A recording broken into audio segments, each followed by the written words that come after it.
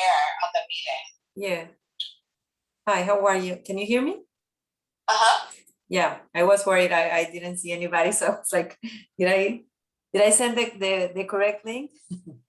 I just Hey, wanted to Marcella, make hey, sure Mandy. that you all got it. Yeah. I Yeah, it's the right link. mhm. If I made it, we know it's the right link. Don't worry. Okay. You let me know. You let me know when you want to start the meeting, and so I can go live on Facebook. Okay. I think we need 3 more people Four. for a quorum, right? Yes. Yeah. Yes. So I'll be here. Just let me know. Thank you. Thank you. Mindy, sorry to have to bail last minute on the time slot I suggested.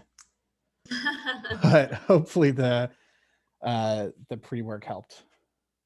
Oh my gosh, that definitely helped. Yeah, because Monique was super busy as well. And so it definitely gave us a jumping off point. So Good. Good. That was my hope. I was like, and I thought about it, I was like, it makes more sense to review rather than try to put something like that together on a call anyways, you know? I totally agree, because I was starting to go down this path before I realized that you had sort of, okay. That you had already selected a few questions. I was like, okay, how are we gonna get this group to narrow? But I like the approach. Yeah, it was a lot of suggestions, more suggestions than I thought we would get. So that's good. Now that works. I don't know why or what link I continue to use that has me always coming in as a guest. It must be like an old link for this. Because I think I do it every meeting. Yeah, I'm sorry. I don't know why. And it's not only you. It happens with some people, and it's randomly. I think it's like the one that I use on the agenda. It's the link that I continue to copy and paste on the agenda must be that link and not your link. So I'll make sure the next meeting I look at that, because that's where how I get to figuring out where I'm supposed to be, not necessarily your calendar invite. So yeah, because it's weird. I have you all as panelists, and then sometimes some just come to the, some doesn't allow them. I think on the agenda, I should be using the public link because the agenda is public. And so anybody who uses that link should not be coming in as a panelist. But when I join, I should join using the panelist link that you send. And so it's a me thing. I usually send it like an hour before the meeting. So you, in case you don't have, everything. You don't know where it is, you can have it on hand. So Sure, I don't have the roster on hand. I usually have it all open. I don't know why I don't have it on hand.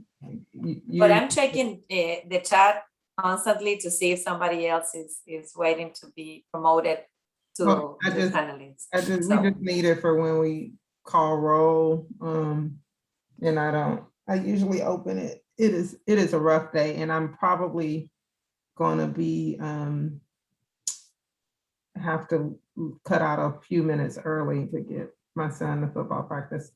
And then SJREC and Mindy, did y'all see my email that I just sent it on Basecamp? It should be in response to SJREC's question about whether how far we went along. Those are incorporates my notes and Mindy and I's conversation about the questions.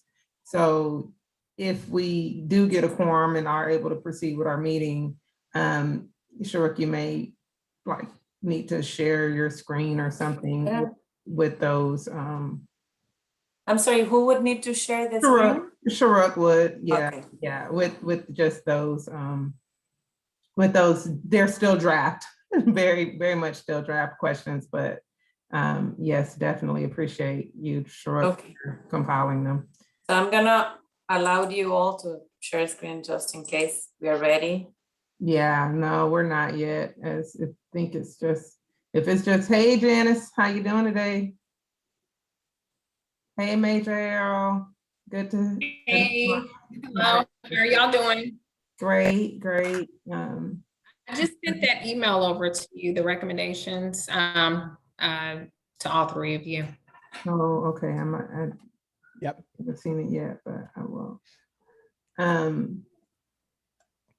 We still need one more for a quorum though, so we'll give it a few more minutes. Yeah. Otherwise, I can. I downloaded the questions, so I have those. The ones that I just sent, sure. Mhm. Thank you. Like I said, they're mainly what you had and just kind of some edits, proposed edits. I think we should call them because they're very rough. Yeah, it was tough. It was tough because like there was a lot of common themes across what everyone had posted for the questions. So it was like, okay, which ones should we consolidate? Right? Yeah. And then, Mindy and I had we'll get into that when it's time for meeting, but just really a conversation about whether, some points are best informed by a survey versus by, research and best practices. And that was a aha moment that should have come a little earlier than this afternoon. Well, that's like every day at work for me, Monique. Don't you worry. It's like no matter how profound your decision, your epiphany is, you're kind of like, but if it's a late one, I mean, is it really profound? So Better late than never. is it? Yeah. though? Comes when it comes. So, let's see. Commissioner Arif, I already, I allowed you to share screen. Are you able? Do you see the? Okay. I do see the option. Thank you. Okay. And in the event no one else shows up in the next, I guess, 4 or 5 minutes, I think it'll be really good to circulate those questions, especially with Major Harrell, and then maybe SJREC and Mindy and I, and well, I mean, maybe we can just talk about this in a forum that's not actually a meeting. I guess I don't know how, we don't want to violate any public meeting requirements, but I could keep it, offline, not live on Facebook, so you can still meet and discuss any issues, but it won't be live on Facebook if you want to. okay. I see it's still recording, so I don't know what the difference. Yeah, it's recording, but not on Facebook live. I'm not yet. I will always record it because it's easier than if something happens. It's like easier, but it's not on Facebook or anything, so it's not public. I don't plan on talking about anything that can't be. Mindy, what is on your mind? Your mouth keeps opening and closing. I was just thinking back to that meeting that we had to cancel back at the end of July. And then I was like, I wonder if we still could have met. Right. Like, could we have just chatted? Well, I mean, just it becomes not I guess when we don't have a quorum, we can't conduct business. Yes. But I think as far as like a little working session, that may be appropriate and a good use of already blocked out time. Oh, okay. Well, I got 2 more minutes. David sent a message and he's not making it. Okay. I can text Connie too. Let me see where she is on my phone. Give me a second.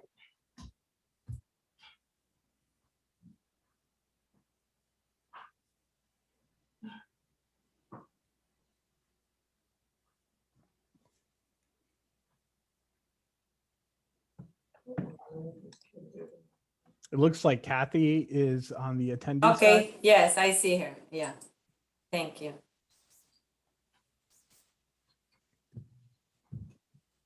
So now we have a quorum. yes, so do you want me to go live or do you want me to wait for somebody else? I think we're ready. What do you think, Monique? I think we go live. Let's do it. Okay, give me a second and I'll let you know when we're live.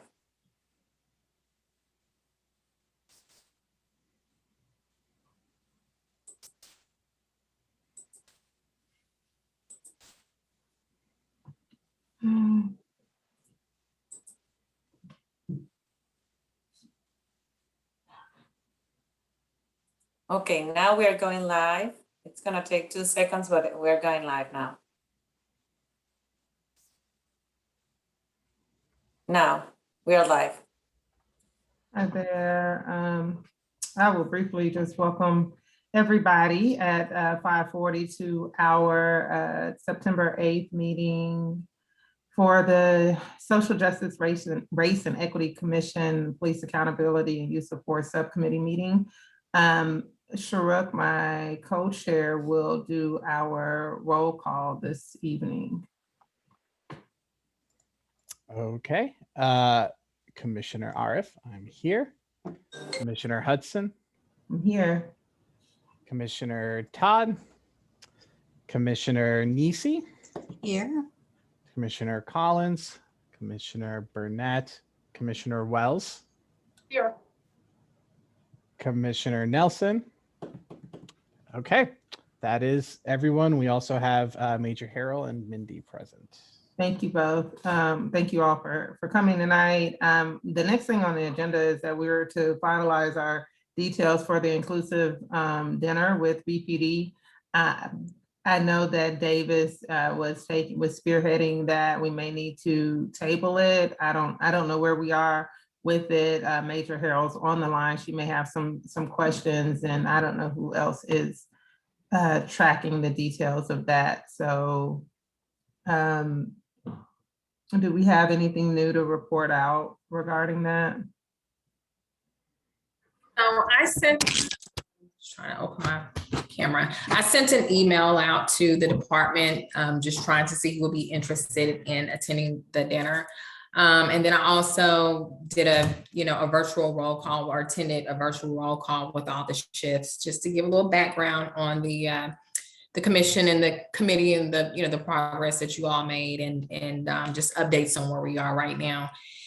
And so I'm still having people respond, to me about whether they're interested in attending or not. As of right now, the number that I have is pretty low. It's enough probably just for one night.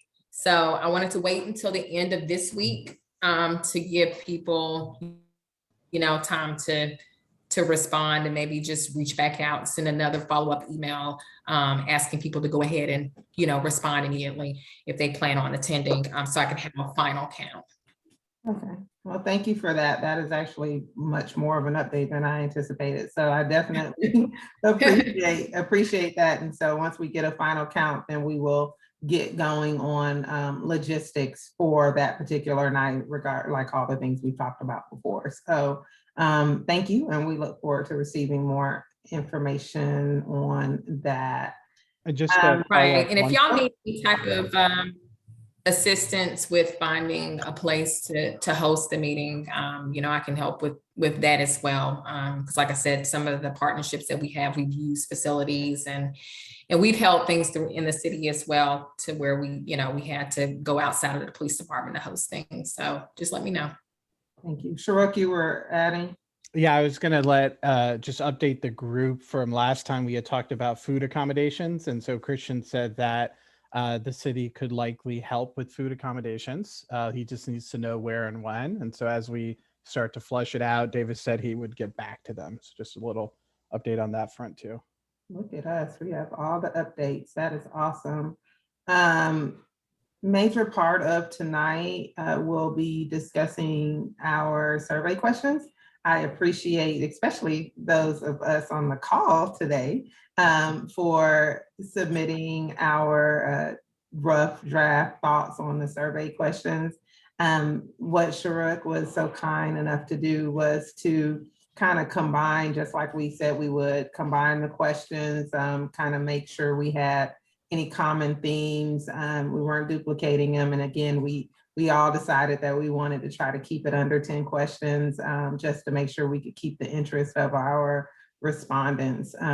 So I have, we've kind of talked about them and finessed them a little bit. I think they all can use a little more massaging. So we want to kind of talk about them really quick. And if it doesn't go really quickly, then we will post them in Basecamp and invite additional comment. But we did also want Major Harrell to see those questions. I do think that they're more survey questions that the BPD can't really answer for us, but maybe she's aware of a survey that may have already existed that covers some of this stuff, or, you know, work that already looks into this. So with that being said, Sharuk, you know, pull up our questions. Yep.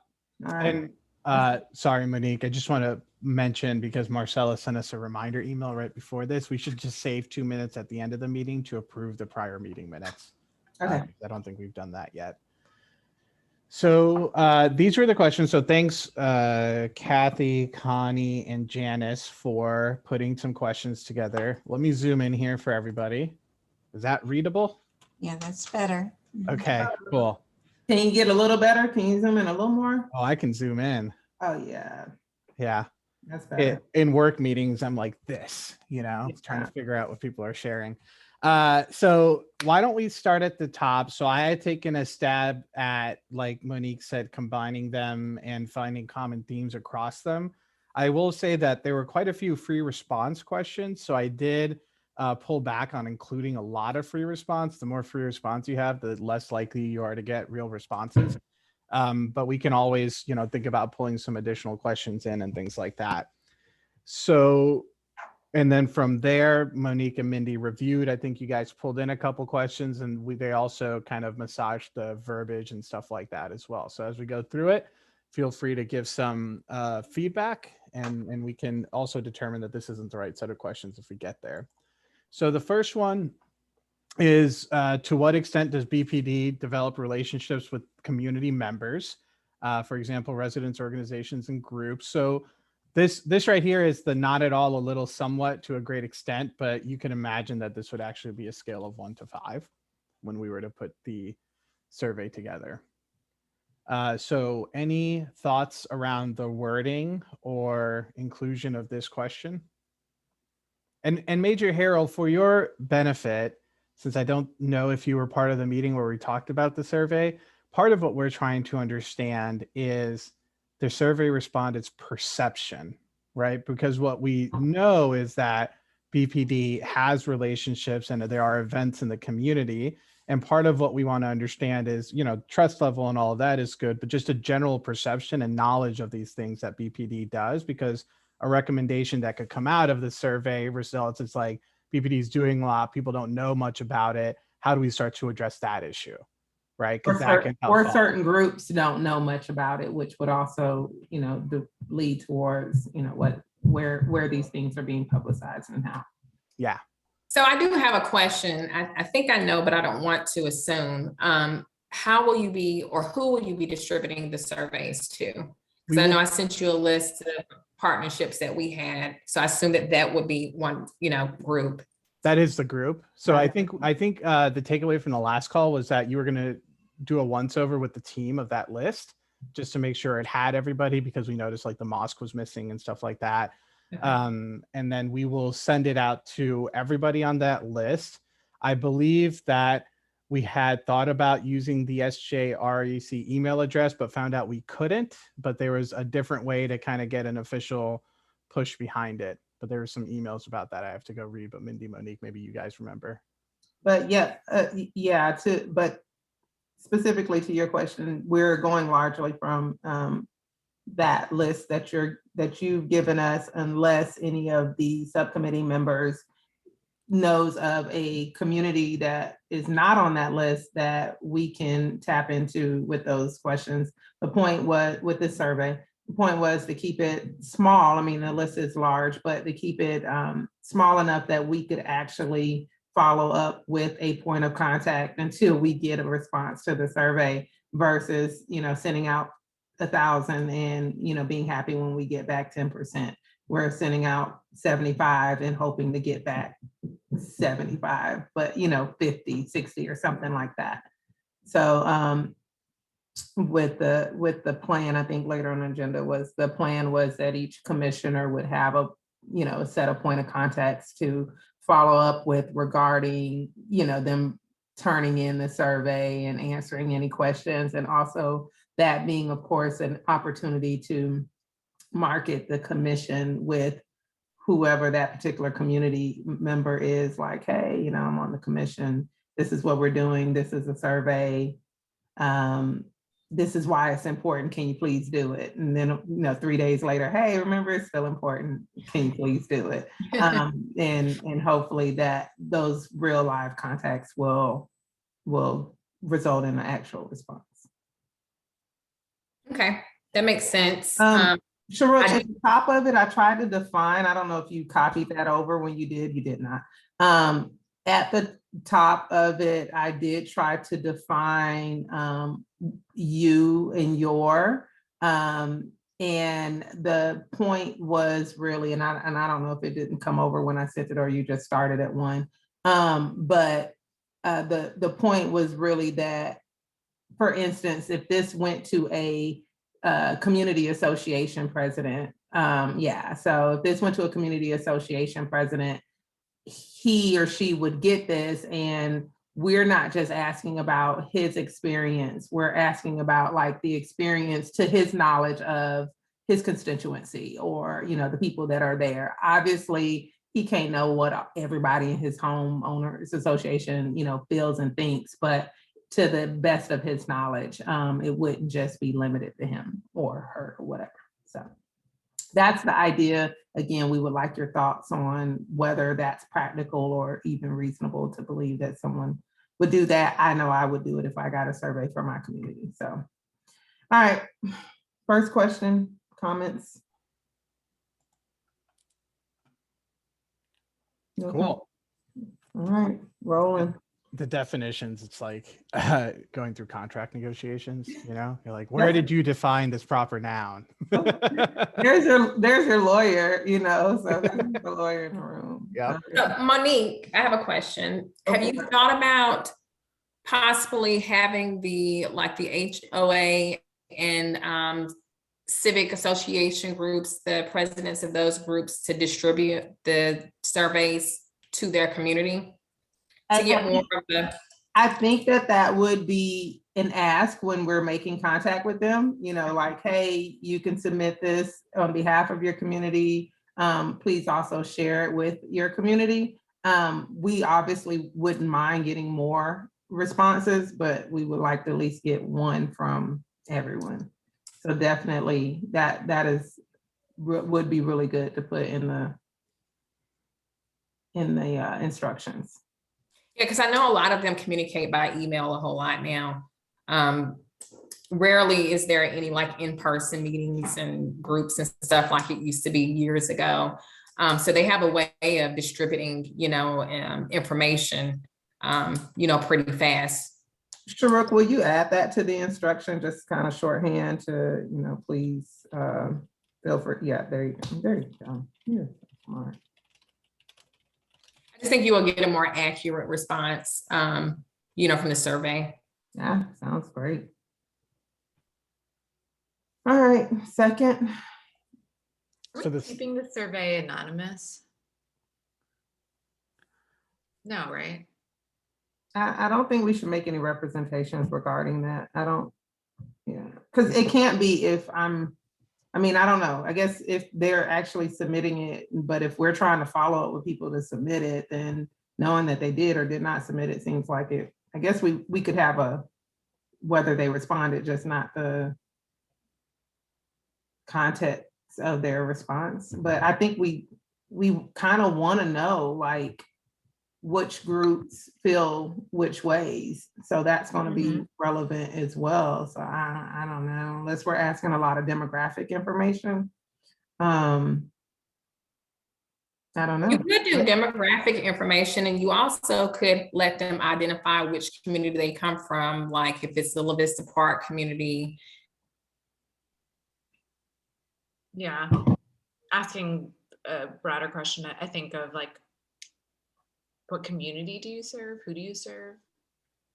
Yeah, depending on what tool we land on, and Major Harold froze up in the middle of her sentence there.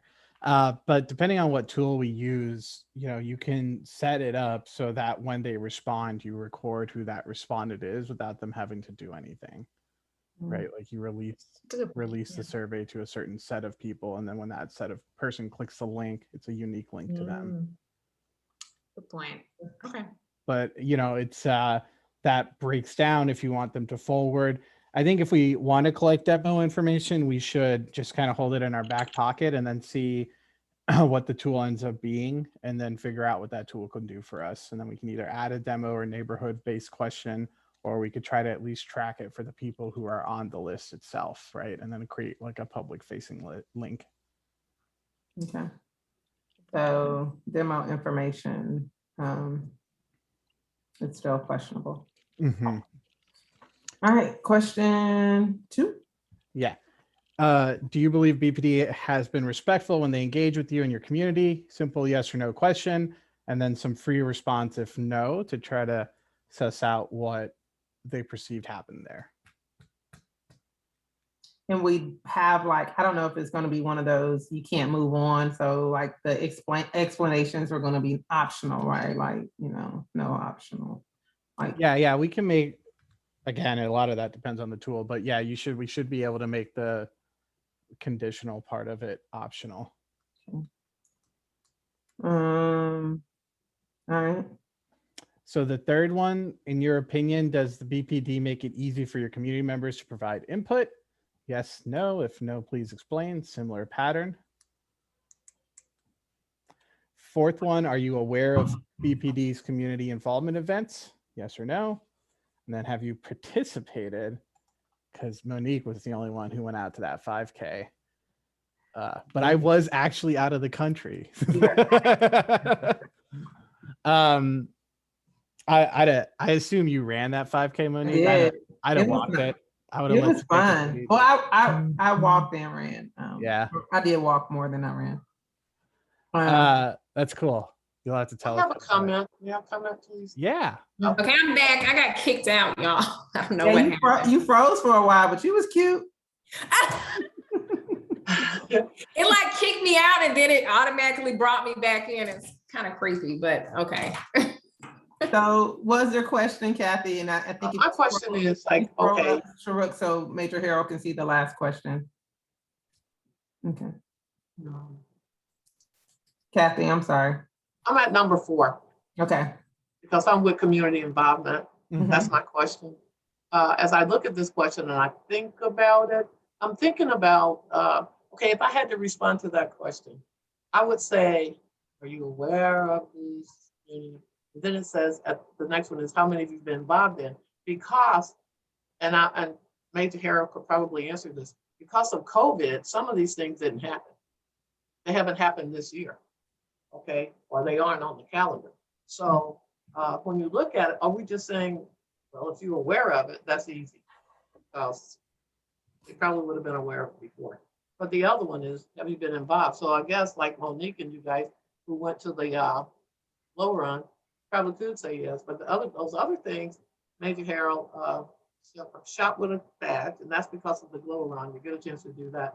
But I don't know if copy with a shop are. I don't know if it's a fair question to Brookhaven. You know what I'm saying? Because you can be aware of the glow run because it's out there. It's out there on the internet. I mean, it's out there on their website. Well, It was advertised as a blast in Brookhaven. So I guess that's one. So you don't have to know all of them. You just need to know, be aware of some of them. well, I think if you have, isn't there a if yes? I mean, maybe we need a, why yes or no, on that one. Like, 'cause if you say no, I haven't been involved, then you would say because of COVID, right? Like, I know these things, but I haven't been involved because of COVID, or I haven't been involved because I don't feel like I'm welcome, or I haven't been involved because, I don't think they like me, or whatever, your reason for not being involved. Maybe that's it. Maybe,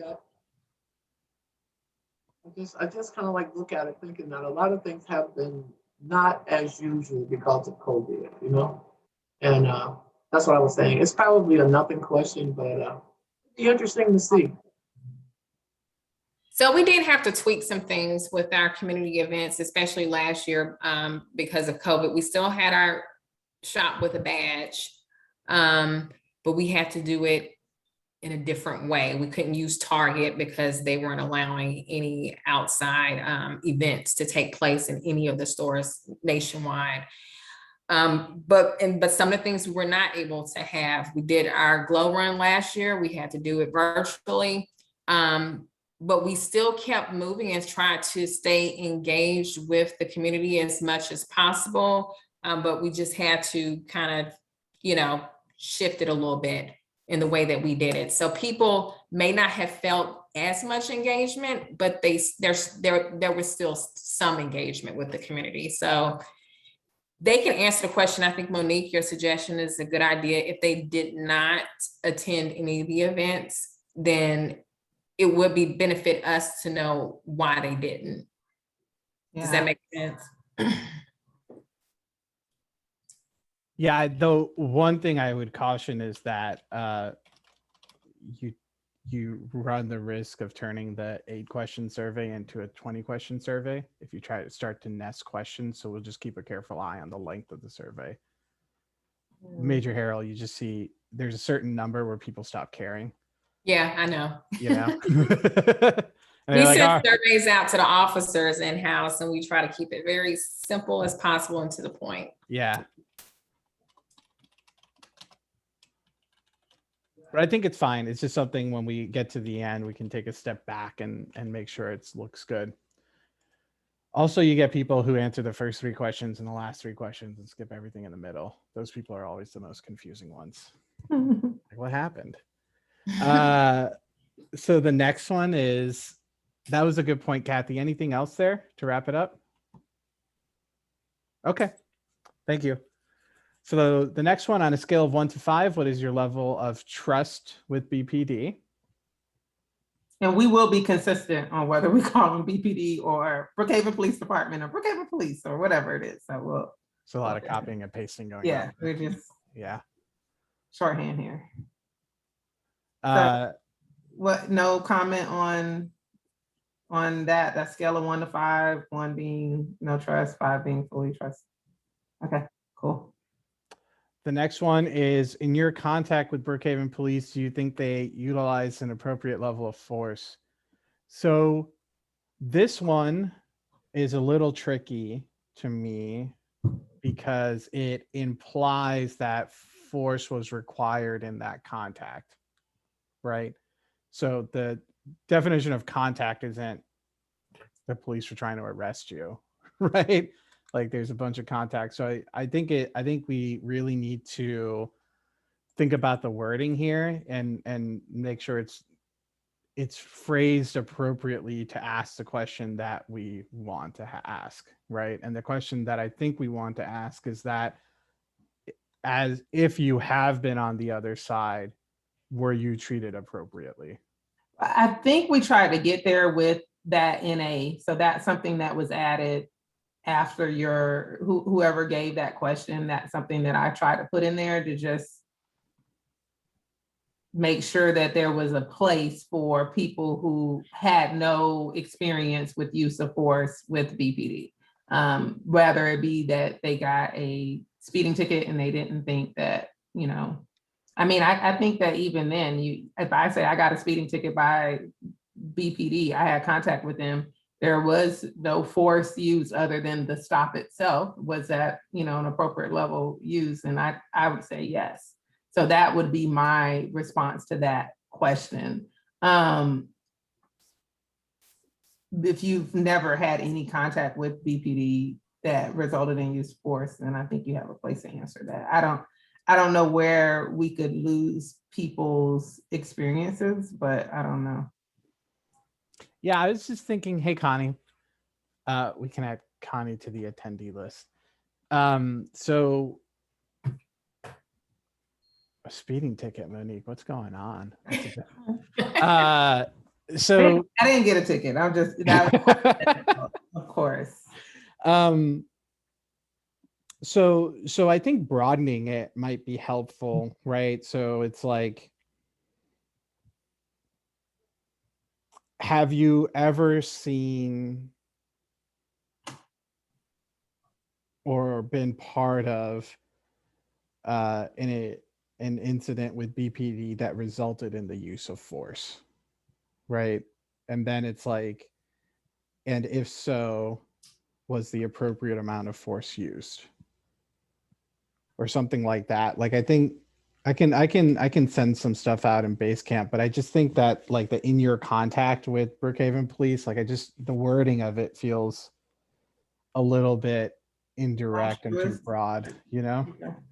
So, if I may, Yeah. so when you're talking about having people that are not educated on level of force and the way that we're trained, you're kind of forcing them to be subjected of as to how they felt that they should be treated when it came to the level of force versus the guidelines, procedures, and policies and best practices, and we strictly are going off of case law that determines the level of force that's being used. So I think SJREC was heading in the right direction as far as broadening it a little bit more and changing, instead of using such a technical term that is really used professionally, right? Because you all are experts now because you took the use of force training. So for you all, yes, that would be an easy question to answer, right? But more so as, do you think you were treated, fairly? And there's nothing wrong with asking if they experience use of force. I think that's fine, but having them to try to, I guess, critique whether we were within Appropriate level. the appropriate level and following, the federal case law is just, it's a little iffy. But I think if we look back at kind of what SJREC said when we were setting expectations, when we were going into the survey, about this is really about the community's perception and how they feel like their contacts with BPD or, their access to BPD or whatever. So if it almost like it doesn't matter if we know 100% that BPD always and forever adheres to the federal stand lines. We know no one does, but let's say they were perfect in that regard. They adhere to federal guidelines. But if you get an answer here where, this overwhelming result is that people feel like the appropriate level was not used, what do you do, Major Harold, with that information? Like, do you say, well, tough titty, we know we did the right thing? Or do you say, wow, we have a communication issue, we have a PR issue, we have an education issue with our certain level of community because they believe that we're not using appropriate level of force. But when this is reviewed by, experts and everybody else, it is determined to be appropriate. So I think that the response to the question as to whether they believe it's appropriate is something you would want to know. That's how the community feels, regardless if it's an actual chastisement or whatever on the BPD for not following policy. So I think it could work in that regard, like understanding that they can't, they're not, most of us are not in the place to judge whether it is appropriate, but we are in a place to judge whether we felt like it was appropriate. And what do you do with that information when people's feelings don't align with the law? And I think it's an education thing. So that would be my 2 cents there.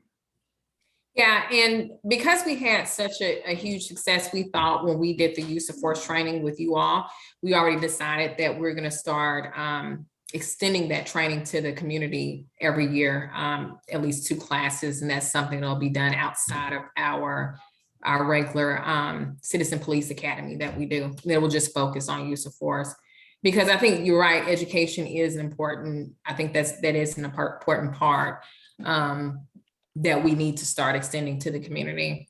But I understand what you're saying. Because force for us, the way that we document it, can be as little as just presenting it, pulling your gun on somebody or your taser on somebody to gain compliance.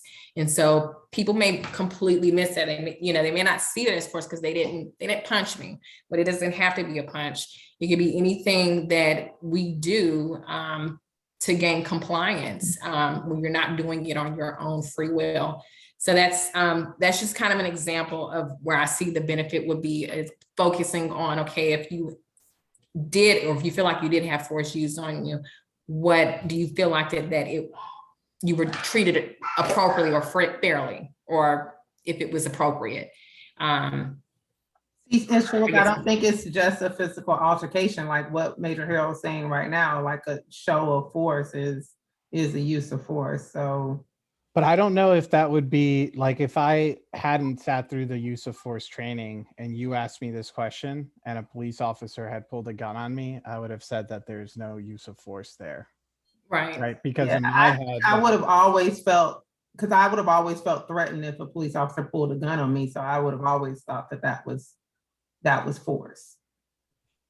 And you're right, it's different for everybody. But I think that's the problem, right? I think that's the problem that Major Harold's describing is the subjectivity of it. So we have to find some wording that is a little bit more explicit and not technical. And here's my question, to what end? So for example, and hello, everybody, I'm so sorry I'm late, and even though I have to switch to phone in a minute, but my question is, to what end? So we learned that, the community doesn't believe that Hispanics are treated with the normal force, that it's not equitable force, let's just say, and then what? And I asked that question a little bit rhetorically, because what I'm wondering is, if in fact that is a consistent thread in the community, then does that mean policy might change? Does that mean, what does it mean? So we're having the conversation around qualifying what use of force is, and the fact that, SJREC may not think that a gun being drawn on him is force, but Monique and I may believe, that's crazy force. But I just want to make sure that we're asking the question for information that we can impact, that means something when we get the answer back. And so from the debate that I'm hearing, it sounds like, respectfully, it doesn't matter what they think. That's the end result that I'm hearing. But that's what I'm actually saying to Major Harold, in that I think if they say they think that it's inappropriate, then regardless of what is actually happening out there, we have a problem. We have a perception problem. And what do we do about the perception problem? Do we educate? Do we advertise? Like what we're doing and not doing? What do we do about the perception problem, regardless if they are dead on about whether it was appropriate or not? If they just think it's always wrong, and they've had in their own contact, then we have. I think that's useful information, but I don't know how. But I think we have to qualify the information, just like they qualify the use of force and what have you in the documents that we have. So we may learn that in the Hispanic community, it's different than, Black community is different than white community. In my head, we want to be able to disseminate, to dissect the information so that the data means something. And so can we even do that as we do our questionnaire? Is how do we qualify who's answering? Because that's really important.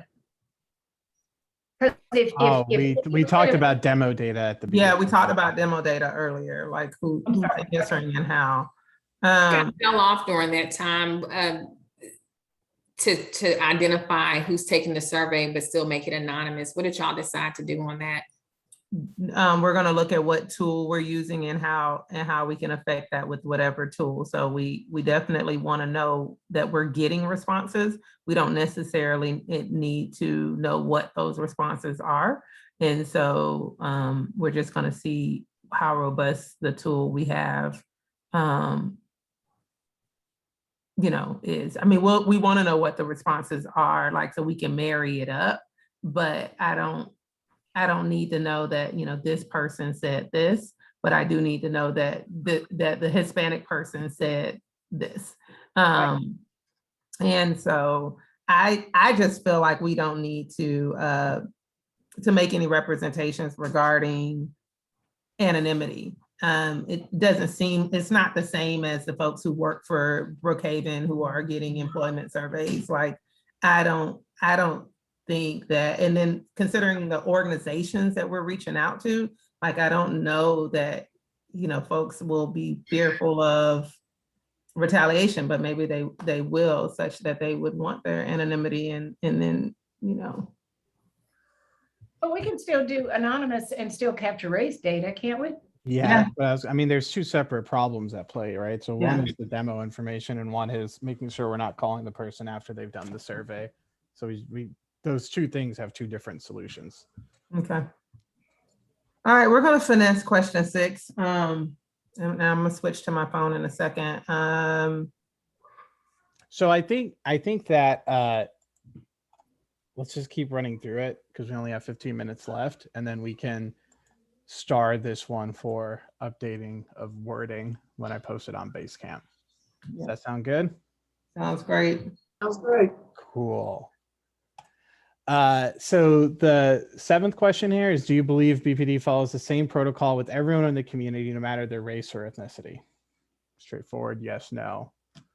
Some free form. I have, I mean, I said it earlier, but I do think that we should try to cut down on the if no, please explain type of things. And then the last one, which was the free response and is really focused on the organizational list, right? Is what more would you like to see from BPD in your partnership? And so this would be like the organizational leaders and stuff like that, we would hope to get an answer from here. I do think that the if no, please explain can actually come out of number 7, and if we're otherwise capturing demographic data. Because if we say that, you know, so many people in this demographic felt like no, you know, then that may be just as helpful as figuring out why they think that. But we would then lose, you know, folks who are empathetic to other communities and they believe no, right? Like, and it's really no as it relates to other communities, not necessarily their own. So I don't know if we want to assume that a person who says no in this instance is referencing potential unfair treatment in their own community that they represented, because that may not be always the case. I think that's true, but I think the difficulty is that without a lack of knowledge, people might assume that there's a community that has issues when there's not an issue there, right? Like I hear your point in terms of like the empathy towards a certain community and saying, okay, yeah, well, you know, I've seen this go down over there and that's not great. Mm-hmm. Probably do something about it. Mm-hmm. But I think our responsibility is making sure we're actually getting into that community rather than trying to get secondhand feedback from people not within it. That's a good point as well. I can appreciate that. So we should highlight the if no, please explain in that one. If we're trying to narrow our yeah, I would just I mean, I hate to be a stickler on it. I would just hate to, I mean, we're gonna have to put a lot of work into getting responses, right? I hate to put that work in and then get a 4-question response rather than an 8-question response, you know, tired in the middle. Do we need number 8? If our recommendations are going to come from our 4P assessments already, and we're still just trying to inform those, do we need some new issues? Like, I mean, like, I just really think that if it's not covered, then what else? So my intent with number 8, since that was my question, was to say, sorry, I'm laughing. I can hear my wife chasing my son, who's probably trying to get to the bathtub or something. Is like, if there's a common theme across the partner organizations of we need X from BPD and we're not getting it, that's a pretty easy recommendation for us to make. I mean, easy depends on what X is at the end of the day, right? But trying to figure out if there's common themes from these folks about what is actually lacking. Now, with that being said, we do have some stuff up here that maybe can hint at that. I don't know. There might be a way to weave it into one of the if nos or something. I mean, it's a fine answer, and I mean, question. I just, if we were trying to narrow them down, and it's at the end, so if they're done responding, they can not respond. Yeah. Can I ask a question, though, Sharif? What I'm trying to figure out, I mean, just looking at this from, not from our perspective, because we know what you mean, but if I were doing this survey, I would say, like, in your partnership, what is the partnership? Partnership with Brookhaven or my foundation, or what does that word mean? Yeah. So, I wouldn't scrap it. I would just. no, it's got to be like a little bit more specific, Yeah. right? So So what what- it does is that would throw me off, and I wouldn't answer that question. Because I was like, what partnership? What if I didn't have really a relationship with him? But that partnership throws me.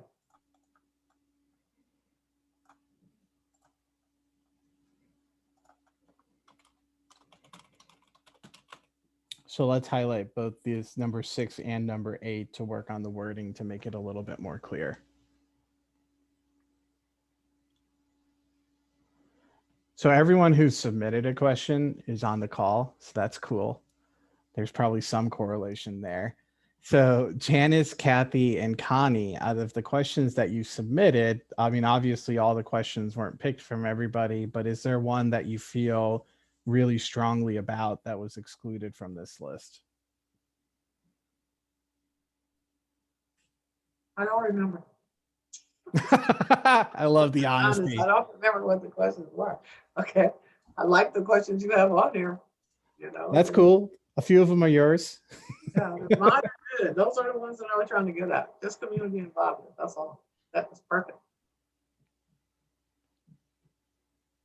Janice, Connie, all good? I was saying something really profound and I was muted. Go ahead, Janice. I was muted when I was talking. I don't have anything profound. Yeah, I'm still trying to figure out where this is going. But, yeah. Janice, Monique, I don't know if she's still here, had a conversation because we went through all the questions, and we knew that yours is really specific around the potential different forms of training that officers receive.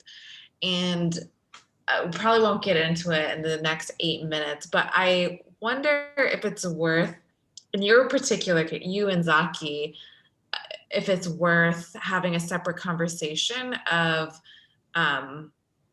what you're seeing from the data. And, you know, if you had to recommend something within the next 60 seconds, what would that recommendation be? And then work backwards from there of like, what do you need to know to validate that recommendation?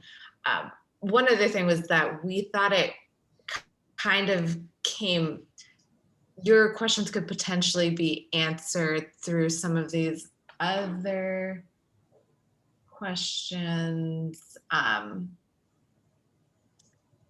on, why can't I? Oh, wait, why is it?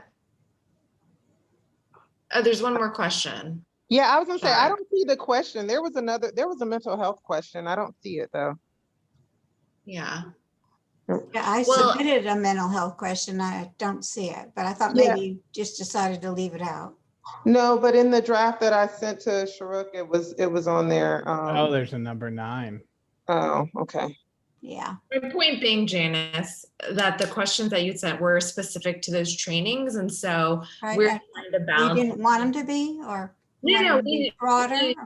No, we did, but balancing between the count of questions that we have while also getting to the information that you need to support the recommendation that you want to make. And so I think it's worth a separate conversation, Janice, if you'd be willing, and you have the time, you and Zaki, to figure out specifically where to take your topic area. I thought the question on mental health was good, Jenny, by the way. idea, because mental health is a big issue everywhere. Mhm. Yeah. I just want to make sure that if some of the other questions Well, it or wasn't an issue of whether, mental health is important, or, having the providers is important. The question is more so, is there any information from the survey that we could get that would inform our recommendation? And kind of, I can pull out of Janice's group and go to like Connie and I, and we were discussing, okay, how important, what this data around race and the Hispanic community and Black or white or whatever, is there anything in surveying individuals that will help inform our recommendation to that point? And what I finally came to the realization is actually the way that information is collected, any new best practices, any recommendations around that is more academic and based off of, research, not necessarily whether the community thinks they're doing it right, or whether the community thinks it's important. And so it may not be, while the issue is extremely important and we're still going to make recommendations around it, I don't believe our recommendations will come from survey data, if that makes sense. So, Janice, your issues are extremely important, but if there's a recommendation you're thinking about making, is there something that surveying our community will help you inform that recommendation? And that was the question.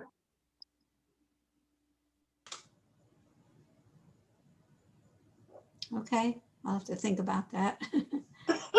So Janice, I think Mindy was offering to have an offline conversation about it, right? Yeah, I think might be more available than Zaki. I haven't been able to hear from him lately. okay. I'll see if I can reach him and get him back in the loop. But if not, then let's definitely reach out to the both of you. Okay. Thanks, Mindy. Now for Connie's profound statement.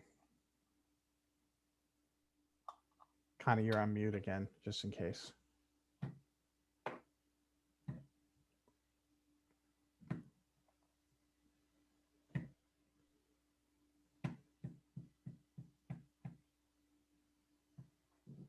I also have a lot of profound statements that just live in my head. It's okay.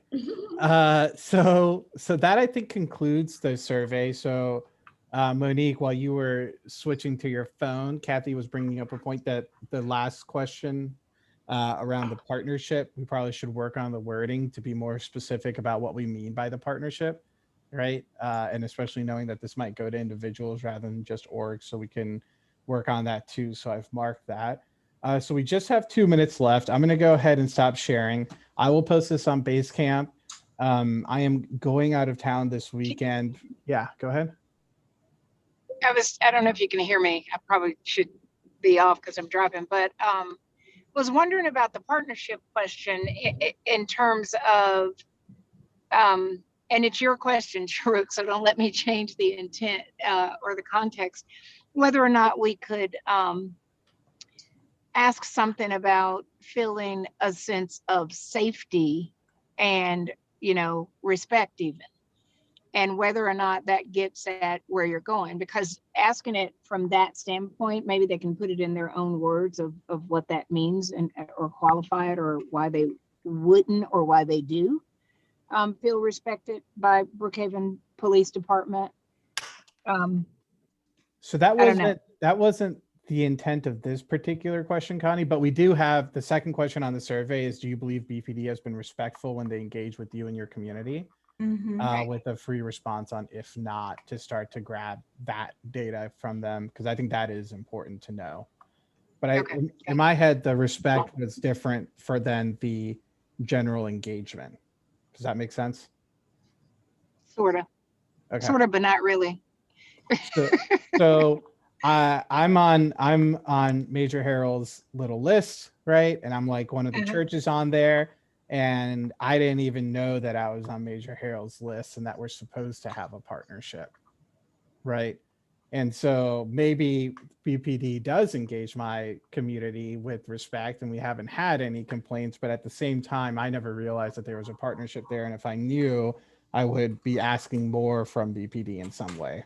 I guess that's what Got I'm it. trying to drive at. Right. Okay.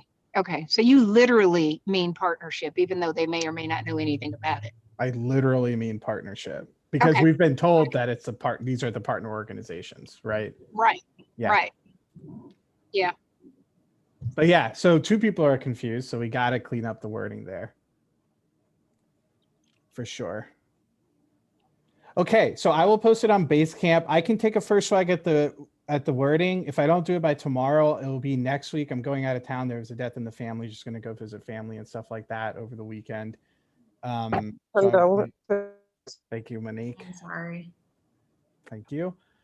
So I'll just be Friday to Monday. I'll be a little unresponsive and out of pocket, but I will try to do a first swag of it tomorrow. And I will go ahead and upload this now. So we're right at 6:30. So the last thing we need to do is we need to approve the prior meeting minutes. And so hopefully everyone had a chance to review. I'm gonna shake my head.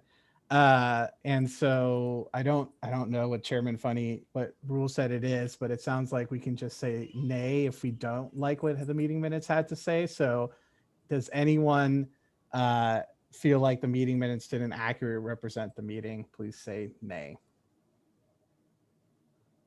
Okay, I think we can call it meeting minutes approved then. So we should be good there, Marcella. And I believe that was the last point of business. We have our action items. I will post this on Basecamp. Thank you everyone for your time this afternoon and evening. Have a great rest of your day. Thank you, Thanks, everybody. everybody. Thank you. Bye. Thank you. Good night. Bye-bye.